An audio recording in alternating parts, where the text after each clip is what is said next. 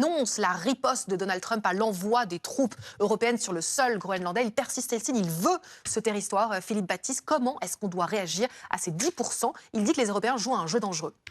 Ici, on ne suit pas la foule, on analyse les faits. Si c'est aussi ta vision, abonne-toi. Moi, je pense que le jeu dangereux, il n'est pas joué par les Européens aujourd'hui. Il est joué par Donald Trump. Et d'une part. Et puis d'autre part, la réponse, elle est très simple. Le Groenland n'est pas à vendre. Le Groenland n'est pas à vendre. Donc la réponse, elle est extrêmement simple. Voilà, c'est tout. Donc maintenant, il faut arriver à sortir de ça et pas oublier qu'entre la France et les États-Unis, entre l'Europe et les États-Unis, il y a un lien qui est un lien ancien, qui est un lien extrêmement fort. Il faut veiller à ne pas l'abîmer et il faut veiller à le restaurer. Et néanmoins, comment est-ce que vous voyez effectivement cette déclaration, puisque Donald Trump dit qu'il est impératif, afin de protéger la paix et la sécurité mondiale, de prendre des mesures fortes pour que cette situation potentiellement périlleuse prenne fin rapidement? Ça veut dire qu'il hausse le ton, qu'il rentre dans une quasi-guerre ouverte avec l'Europe? Non, je pense qu'il y a une part de gesticulation aussi derrière tout ça. Derrière ce qui se passe aujourd'hui, c'est ça. Bon, maintenant, je pense qu'il faut revenir aux fondamentaux. Le Groenland n'est pas à vendre. Et je pense que c'est l'intérêt de personne de rentrer dans une guerre des Il faut riposter à ces 10%? Je pense qu'il faut prendre le temps de comprendre ce que veut faire exactement le président des États-Unis. Il faut prendre un petit peu de temps. Et encore une fois, le Groenland n'est pas à vendre. Et personne n'a intérêt à une guerre des tarifs.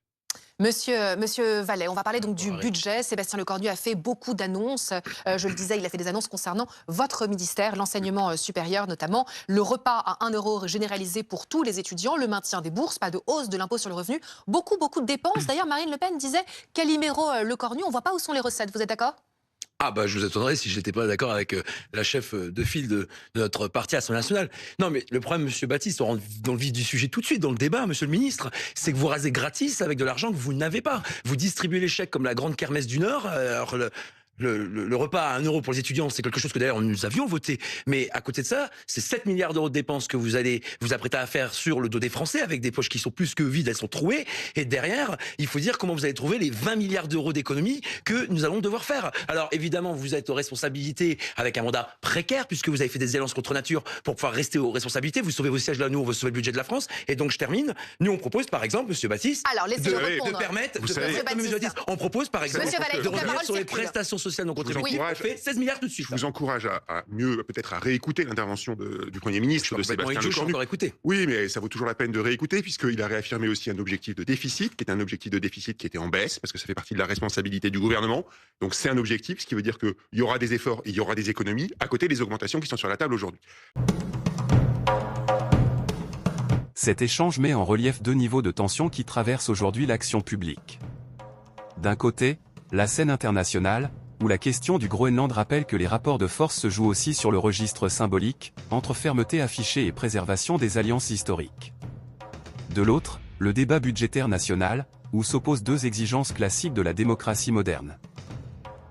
Répondre à l'urgence sociale, notamment étudiante, tout en maintenant la soutenabilité des finances publiques. Alexis de Tocqueville observait déjà que les démocraties sont souvent tiraillées entre la générosité immédiate et la responsabilité à long terme. Ce face-à-face illustre précisément cette tension. Comment concilier protection sociale, crédibilité budgétaire et capacité de compromis dans un contexte politique fragmenté?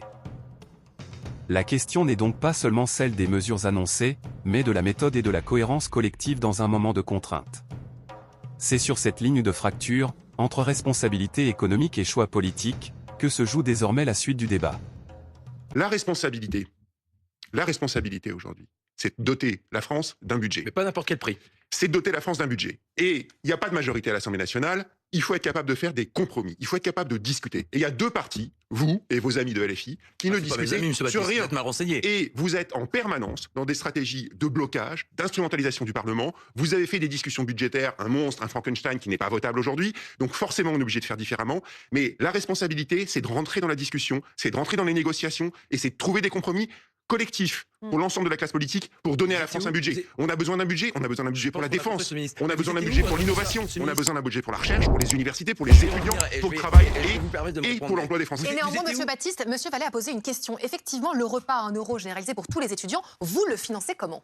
Alors, c'est 90 millions d'euros en année pleine, effectivement. Donc, c'est une dépense collective. Je voudrais rappeler que c'est un petit morceau. Hein. L'effort aujourd'hui qu'on fait pour les étudiants, pour la vie étudiante, c'est à peu près 3,2 milliards d'euros par an. Donc on est en train de parler d'une petite augmentation, enfin qui est importante, mais qu'il faut mesurer par rapport à ces 3,2 milliards que la France consacre aux jeunes aujourd'hui à travers des bourses, à travers des logements pour aider les étudiants. Mais Donc est-ce ça que veut la dire France a c'est les un moyens effort collectif. généralisés à tous Vous les savez, étudiants? mais vous Pourquoi savez, pas juste à ceux qui sont précaires? vous savez, c'est un Si choix. tu fais partie de ceux qui veulent comprendre avant de réagir, abonne-toi, active la cloche des notifications et partage la vidéo, même à une seule personne, ça aide énormément.